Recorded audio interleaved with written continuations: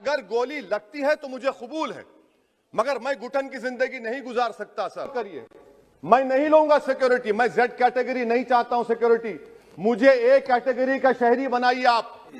आपका बेहद शुक्रिया कि कल शाम में आपने फोन करके मेरी खैरियत और मुझसे दरियाफ्त किया कि क्या हुआ, और आपने मुझे बताया कि आपने फौरन पुलिस के आला अहदेदारों से बातचीत भी की।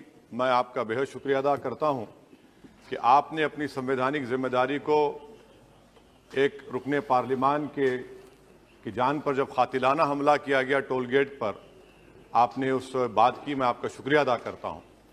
स्पीकर साहब, मैं मुख्तसर से यहाँ पर ये बात कहना चाहूँगा कि मुख्तलिफ सियासी पार्टियाँ मुख्तलिफ प्रदेश में इक़्तिदार पर हैं।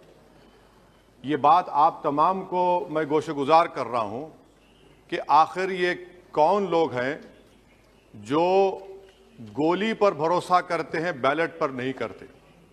आखिर ये कौन लोग हैं जो इतना रेडिकलाइज हो चुके हैं कि इनको इस संविधान पर एतमाद नहीं रहा, उनको अंबेडकर के बनाए हुए संविधान के खिलाफ हैं, जो इतनी नफरत पैदा करते हैं।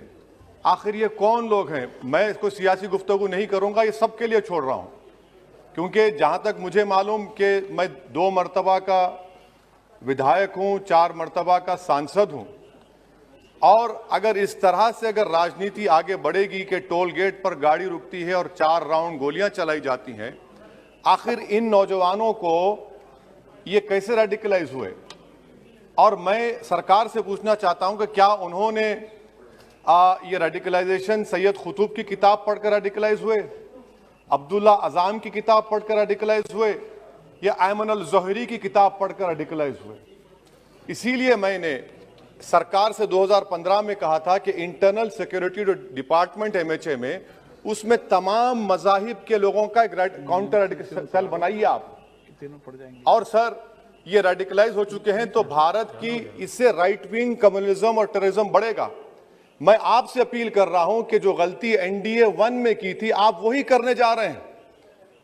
आपको नुकसान होगा, आपकी सरकार को नुकसान होगा, देश को तो, देश की सालिमियत को खतरा तो पैदा हो रहा है।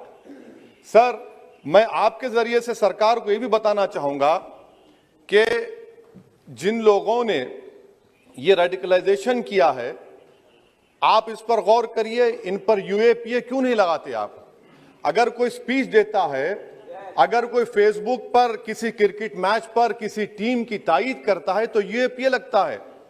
एक सिटिंग MP के ऊपर UAPA नहीं लगेगा सर। मैं सरकार पर छोड़ता हूं। सर, चौथी बात यह है कि रेडिकलाइजेशन की जब बात होती है, हमने यहां पर एक कांग्रेस के बड़े नेता से सुना कि 2 भारत हैं दौलत के एतबार से। नहीं सर, भारत की दौलत मोहब्बत है। भारत की दौलत पैसों की दौलत नहीं है, भारत की दौलत मोहब्बत है। हां, 2 भारत हैं, एक मोहब्बत पर जो पिछले कई बरसों से आबाद है, और एक नफरत पर भारत बन रहा है। तो क्या आप दौलत की भारत की मिसाल देंगे या मोहब्बत की भारत की मिसाल देंगे? अगर मोहब्बत की भारत की मिसाल देंगे तो उसमें आपको मेरी जबान को रोकने के लिए गोली चलाने की जरूरत नहीं है। इस 2 भारत को समझने की जरूरत